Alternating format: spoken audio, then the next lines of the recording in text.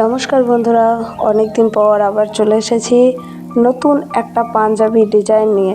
পাঞ্জাবিটা অনেকটাই লম্বা এবং খুব বড়, তাই কি করব ভেবে উঠতে পারছিলাম না। পরে এই ডিজাইনটা আমি ট্রাই করেছি, তোমরা দেখে বলো কেমন হয়েছে। ধন্যবাদ।